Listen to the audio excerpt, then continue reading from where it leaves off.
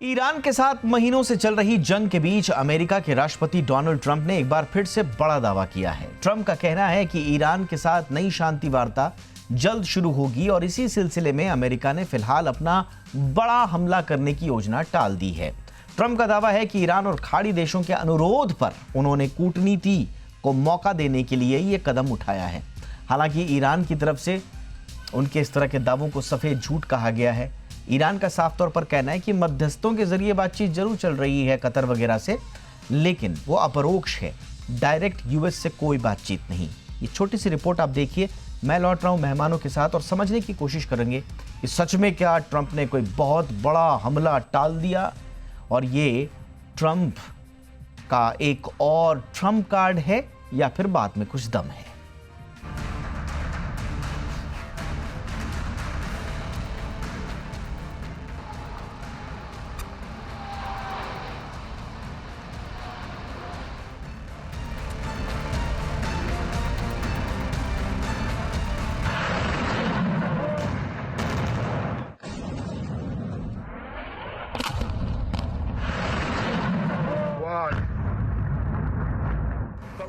America के राष्ट्रपति Donald Trump की एक फितरत तो पिछले 5 महीनों में साफ हो चुकी है।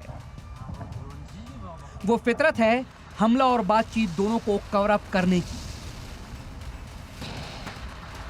ट्रंप अगर ईरान पर हमला करते हैं तो 2 कारण बताते हैं।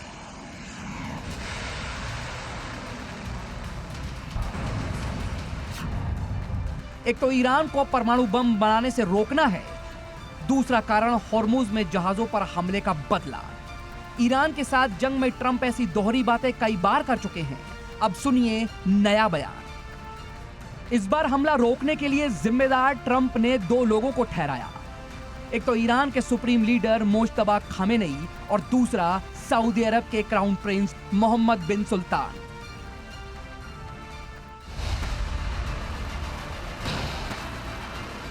इन दोनों के बहाने ट्रंप एक बार फिर ये राग अलापने लगे हैं कि हमला रोककर उन्होंने हजारों की जान बचाई। हालांकि ईरान ने ट्रंप के कई दावों से इनकार किया है।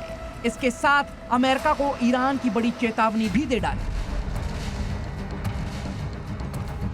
ईरान के सांसद इब्राहिम रेजाई ने कहा है, अगर अमेरिका ने हमला किया तो ईरान सिर्फ खाड़ी क्षेत्र ही नहीं बल्कि जहां जहां अमेरिकी सैन्य ठिकाने हैं उनको निशाना बनाएगा। ईरानी अधिकारियों का कहना है कि हॉर्मुज स्ट्रेट को लेकर अभी कोई औपचारिक समझौता नहीं हुआ है। ईरान के राष्ट्रपति मसूद पेजेश्कियान ने तो यहां तक कह दिया कि ईरान अब दुश्मन को उसके किए गए वादे निभाने पर मजबूर करेगा। अमेरिका के साथ जो एमओयू साइन हो चुका है, हमारी कोशिश होगी अमेरिका उसका पूरी तरह से पालन करे। वो समझौता भविष्य में ईरान की विदेश नीति का अहम आधार बनेगा। यानी ईरान हॉर्मुज को लेकर अपने पुराने रुख पर कायम है। ट्रंप ने हॉर्मुज के द्वीपों पर चाहे जितने हमले किए या कब्जे का प्लान बनाया, ईरान की सेना ने उसका जवाब उतना तगड़ा ही दिया। अमेरिकी सेना अब भी हॉर्मुज में घुसने से डर रही है। अब ट्रंप खुद ईरान से डील की बात करने लगे हैं। इसकी वजह समझिए। CSIS की रिपोर्ट के मुताबिक लगातार सैन्य अभियानों के कारण अमेरिका के पैट्रियट और थर्ड इंटरसेप्ट मिसाइलों का भंडार तेजी से कम हुआ है। रिपोर्ट में इसे भविष्य के संभावित संघर्षों के लिए बड़ी चुनौती बताया गया है। दूसरी वजह, गिरती साख। अमेरिका में हाल ही में हुए सर्वे से पता चला है कि ट्रंप की अप्रूवल रेटिंग रिकॉर्ड निचले स्तर पर आ गई है, जिसका मुख्य कारण ईरान संघर्ष, धीमी होती अर्थव्यवस्था, बढ़ती महंगाई। जुलाई के अंत में ट्रंप की अप्रूवल रेटिंग 32% से 38% के बीच दर्ज की गई थी, जबकि उनकी अस्वीकृत रेटिंग बढ़कर लगभग 58% से 59% तक पहुंच चुकी है। इसलिए ईरानी सेना ना तो किसी हमले से डर रही है और न ही किसी धमकी से।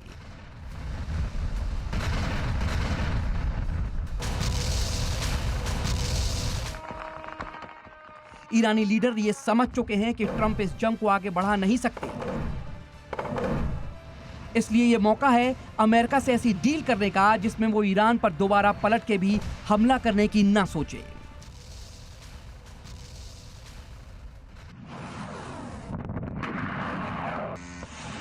ब्यूरो रिपोर्ट, जी मीडिया।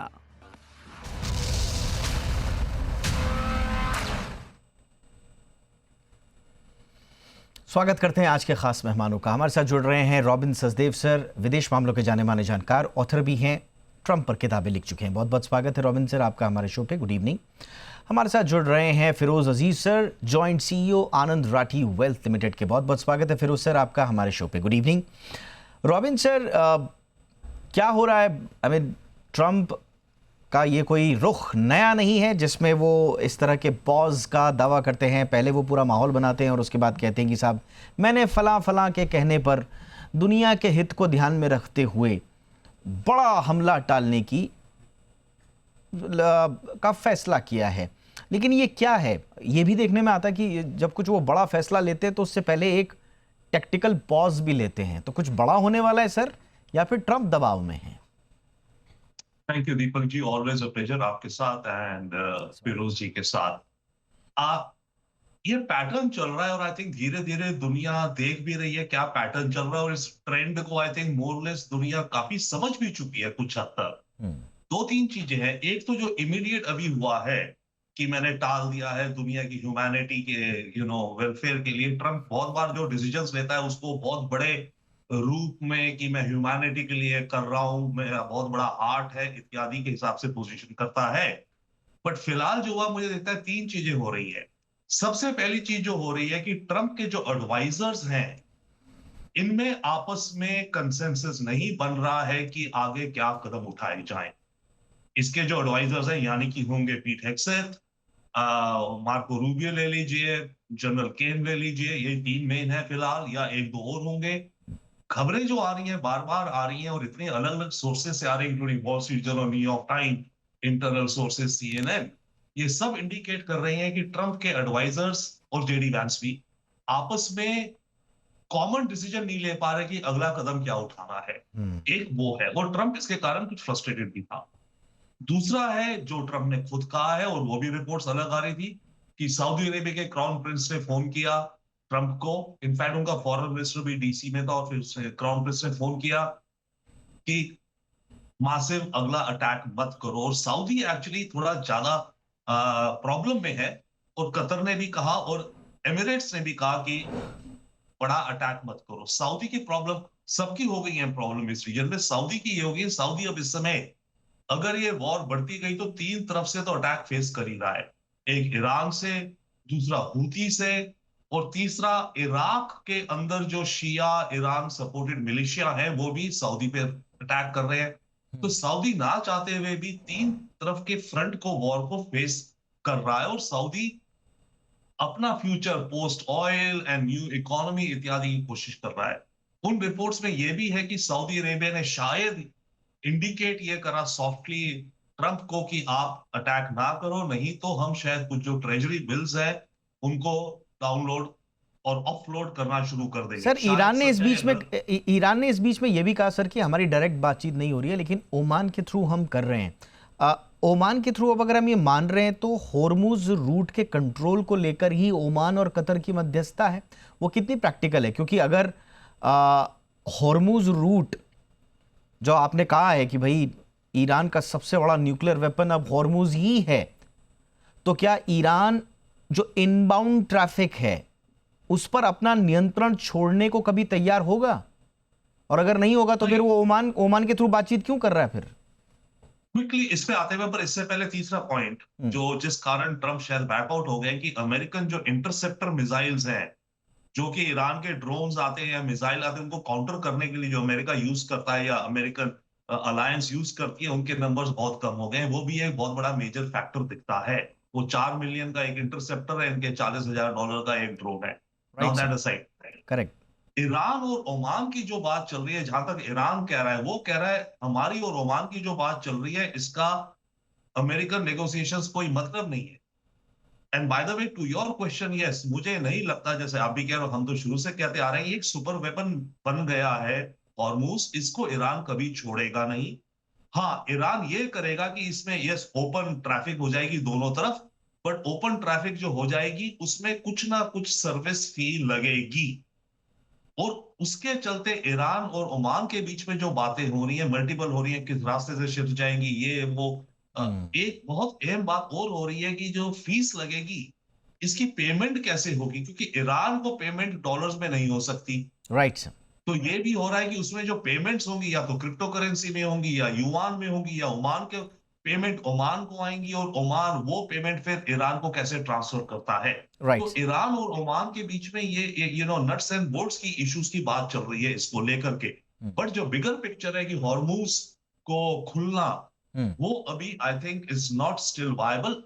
क्विकली लास्टली कंक्लूडिंग, ये हो सकता है कि आज जो बात ट्रम्प फिर कह रहे हैं कि डील हो रही है, ये वो एंड गेम मुझे कुछ दिख रही है, वो ये है कि अमेरिका शायद ईरान की जो न्यूक्लियर फैसिलिटीज है ना, एक पिकैक्स माउंटेन कह के है कि जहां पर शायद और भी है, बहुत डीप है, वहां पे बड़े हमले कर देगा, और अमेरिका कहेगा हमने डी न्यूक्लियराइज कर दिया ईरान को। हम्म। और इधर हॉर्मुज स्ट्रेट को लेकर के कुछ एक एग्रीमेंट मिल जाएगी और हॉर्मुज खुल डन जाएगी, सर। तो और आप जो जो भी एंड शिप गेम, जाएगी उसे राइट कुछ सर, फीस तो जो देगी। आपने एंड गेम आपने जो परिणति बताई है उसके हिसाब से जो मेरा सवाल था वो स्ट्रेट फॉरवर्ड यही था कि क्या ये टैक्टिकल पॉज है। तो आपने जैसे पूर्व में भी कहा है, और अगर आप एंड गेम इसी तरह से इमेजिन कर रहे हैं तो यस, तब तो फिर तो ये अमेरिका की ओर से, ट्रम्प की ओर से एक टैक्टिकल पॉज ही है, और आगे संभवतः कुछ बड़े प्लान्स अमेरिका के पास है। थोड़ा और जा करके इसको खोलेंगे पर्दों को रॉबिन सर के साथ।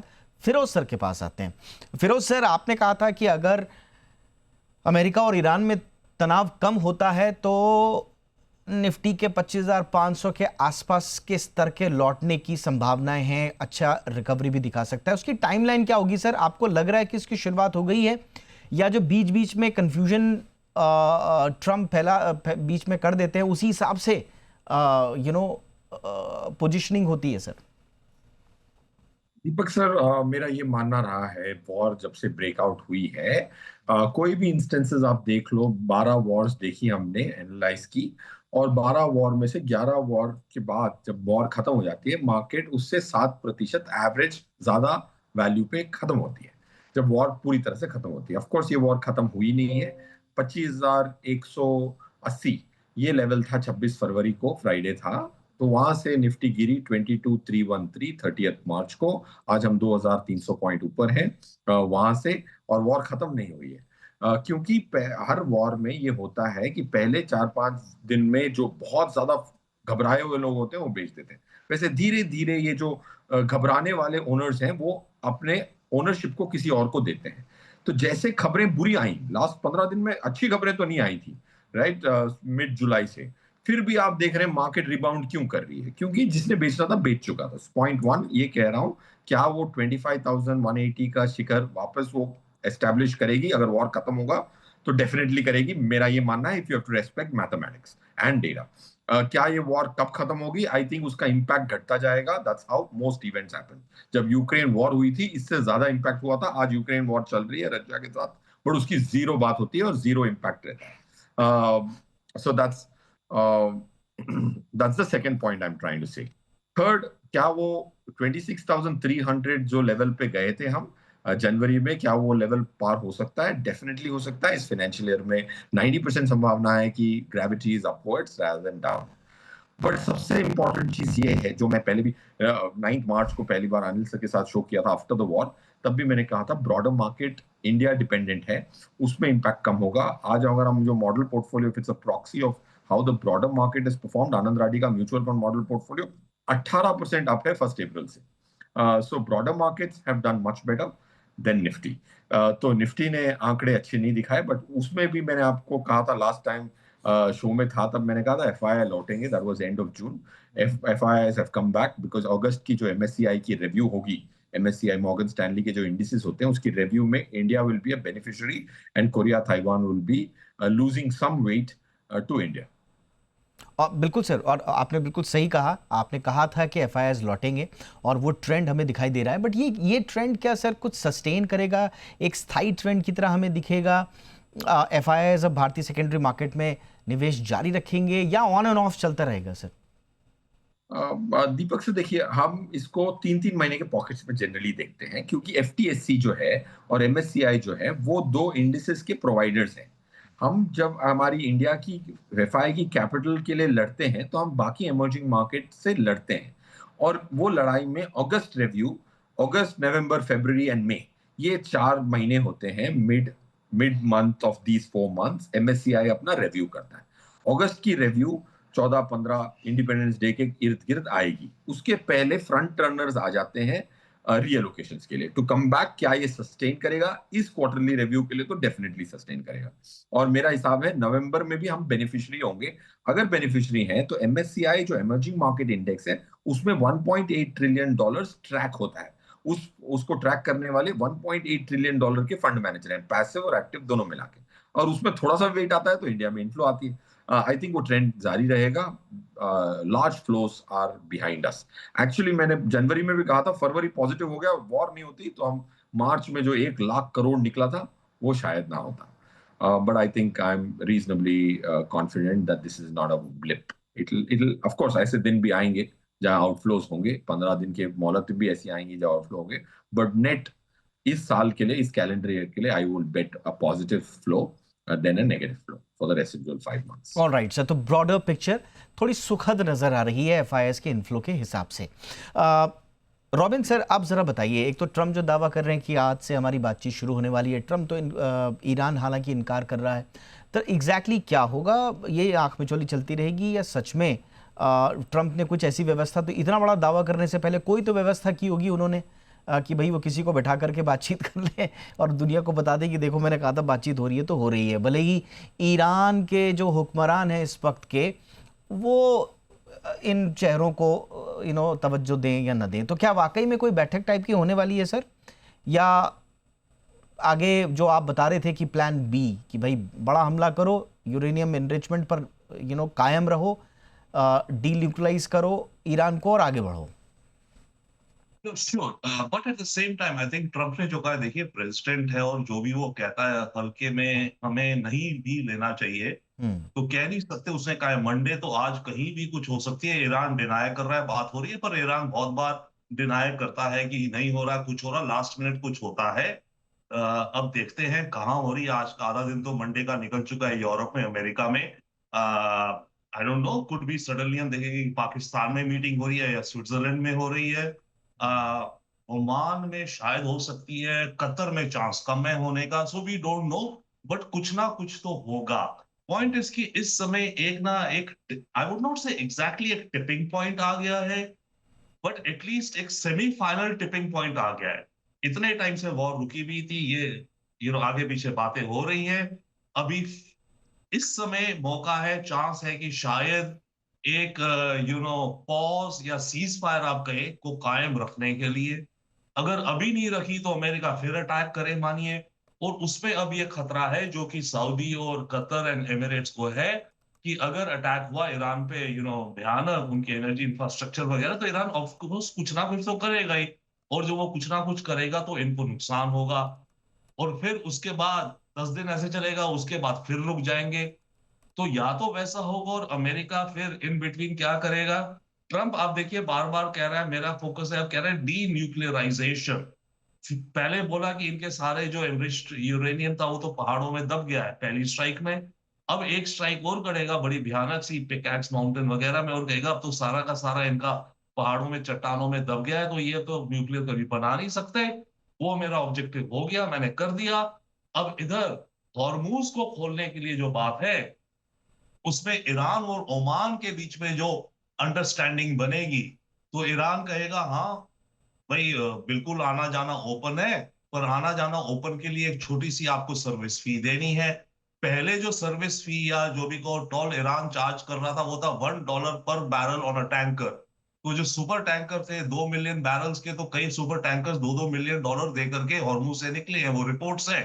पर अब हो सकता है $1 ना हो सकता है 1 सेंट हो पर बैरल, तो एक कुछ रीजनेबल अमाउंट होगा, जिसके चलते ईरान एंड ओमान आपस में कोऑर्डिनेट करके कहेंगे कि ओके फाइन, शिप्स जा सकती हैं, उनको सिक्योर नेविगेशन में ईरान की कोई पायलट बोट मदद करेगी ताकि माइंस ना हो नीचे, इत्यादि इत्यादि। तो मुझे एक हॉर्मूज पर तो वो सेटलमेंट होती दिखती है, अभी नहीं तो जब भी होगा अच्छा, कोई सोल्यूशन, बिग पिक्चर उस तरह में। तो और ये बिग पिक्चर वही वाली होगी सर, नाकाबंदी तो होगी लेकिन किराया भी लिया जाएगा, उसी तरह की सहमति होगी सर? फ्री आवाजाही शायद इतिहास हो गया है। यस, मेरे विचार से फ्री आवाजाही इतिहास हो गया है। ओपन रहेगा, पर है कि जैसे टॉल होती है ना, टॉल रोड है, हमारी रोड खुली है, सब जाओ और टॉल देके जाओ। और ईरान इसको कभी नहीं छोड़ेगा। हाँ, टोल अगर लेगा आप कौन? भी होते, टोल किसकी हाँ, किसकी जेब में जाएगा, ये एक सवाल बना रहेगा, राइट? नहीं वो अलग है, जेब में जाएगा, पेमेंट शायद ओमान को जाएगी, क्योंकि ईरान ले नहीं सकता सैंक्शंस के कारण डॉलर्स, और फिर ओमान कैसे ट्रांसफर करेगा ईरान को, that's the question. But the point is, आप ही सोचिए ना, अगर आपके पास ये एक दबदबा बन गया है, आप इस दबदबे को कभी नहीं छोड़ोगे जिंदगी भर, सेंचुरीज के लिए। तो ईरान पूरा प्रयास करेगा कि ये कंट्रोल, नेविगेशन कहने को इसकी बिनाइन सुपरविजन में हो, आना जाना है, पर शांति से, कृपया 1 रुपए पर कुछ देते जाओ आप। Okay, all right. तो ये बहुत इंपॉर्टेंट है कि जिस दिशा में व्यवस्थाएं और दुनिया के बड़े बड़े देशों का एटीट्यूड जा रहा है, वो इसी तरह की व्यवस्था की तरफ जा रहा है। फिरोज सर, अब सीधा सीधा मेरा सवाल आपसे होगा, जो नया पैसा लेकर से मार्केट में उतरे, काफ़ी टाइम उन्होंने वेट किया, काफ़ी अनसर्टेनिटीज़ थी, लेकिन अभी क्या है कि कुछ बातें क्लियर तो नहीं हुई हैं, लेकिन बीच बीच में कुछ विंडोज़ राहत के मिडिल ईस्ट से भी आए हैं, पश्चिमी एशिया से, हमारे लिए तो पश्चिमी एशिया है, वहाँ से कुछ राहत की खबरें भी आई हैं, तो शायद लोगों में थोड़ा सा कॉन्फिडेंस आया है। लेकिन दिक्कत ये होती है कि कॉन्फिडेंस आते ही सबसे पहले लोग ना हाई रिस्क स्मॉल कैप की तरफ भागते हैं। तो थोड़ा एलोकेशन बताइए सर, जो आदमी नया पैसा लेकर अभी मार्केट में उतरा हुआ है और उसको पिछले कुछ दिनों के ग्रीन सिग्नल्स दिखाई दे रहे हैं मार्केट में, उसकी स्ट्रैटेजी क्या होनी चाहिए? कूद करके सीधा स्मॉल कैप का हाई रिस्क ले लें सर, या कितना लार्ज कैप में निवेशित होना चाहिए? उसके लिए थोड़ा सा स्ट्रैटेजी बताएं। दीपक सर, देखिए, क्लैरिटी और पैसे दोनों साथ में नहीं मिलते। इंसान को क्लैरिटी चाहिए तो पैसे बनाना भूल जाए। आपको अगर सुकून से सोना है तो एफडी जैसी कोई और इंस्ट्रूमेंट नहीं है। तो निवेशक हमेशा ये बड़ी अनरीजनेबल एक्सपेक्टेशन रखते हैं ऊपर वाले से कि भाई सुकून भी मिले और पैसे भी कमाऊं मैं एफडी से 4 गुना ज्यादा। मतलब एफडी में अगर पैसा 10 सालों में दुगना होता है, अगर म्यूचुअल फंड में फेयर एक्सपेक्टेशन 14-15 की रखूं मैं, अगर 10 साल की होल्डिंग पीरियड हो, which is not so unreasonable, अगर 100 रुपए 400 होते हैं 200 होने के बदली 200 रुपए एक्स्ट्रा मिल रहे हैं, तो आपको उतार चढ़ाव लेना होगा। और मार्केट्स में जब ये ऐसी इवेंट होती हैं तो मार्केट आपको ट्रेन में चढ़ने का मौका देती है। अब 1.5 साल से मार्केट वहीं घूम रही है, एटलीस्ट निफ्टी पे, राइट? 24 सितंबर से 24 सितंबर 24 से लेके अब ऑलमोस्ट 2 साल होने को आए, मार्केट आपके लिए वेट कर रही है। अब जाहिर सी बात है, 1.5 साल अगर रिटर्न नहीं आती है निफ्टी में तो आदमी निराश होता है। तो हमने 26 साल का डेटा देखा, मंथली 2 साल, मंथली रोलिंग में अगर 2 साल किसी ने भी होल्डिंग पीरियड की, और ऐसा कोई भी समय था जहां 2 साल निफ्टी ने नेगेटिव रिटर्न दिए हो, अगले 3 साल कैसी रिटर्न आती है ये हमने एनालाइज किया। तो पता लगा कि अगर 2 साल बीत जाएं और निफ्टी ने कुछ ना किया हो, तो अगले 3 साल की एवरेज रिटर्न 20% की रही है, और नेगेटिव रिटर्न नहीं मिला है पास्ट में, और 4-5% तो मिनिमम मिला है। तो is this a good time to buy? It is a good time to buy. Don't wait for clarity. Market ने 4 महीने 4 एक्सपायरी निकाल दी, वहीं 24,000, अप्रैल मई जून जुलाई, ऐसा मैंने शायद ही कभी देखा है कि पूरी एक्सपायरी इस डेज पे ऑलमोस्ट 24,000 प्लस और माइनस 100 पे एंड किया। So it's like market waiting for you to board the train. अब रहा सवाल, दीपक सर, क्या खरीदूं? इंडिया इतना बेवकूफ नहीं है। जब भी रिटेल निवेशक को लोग कहते हैं कि भाई इंडिया वाला रिटेल निवेशक सिर्फ स्मॉल कैप खरीद रहा है, मैं कहता हूं भाई, अगर 40 लाख करोड़ है पैसिव और एक्टिव में, आप बता दीजिए स्मॉल कैप में डायरेक्ट और इनडायरेक्ट एक्सपोजर 4.5 लाख करोड़ का है। तो क्या एक इंसान 12% स्मॉल कैप में नहीं डालेगा? So Indian retail is not so डम now. Indian retail is buying in a calibrated fashion, small and mid cap and large cap. क्या प्रोपोर्शन होनी चाहिए? 50% large cap, 25-25 mid cap and small cap is not a bad idea.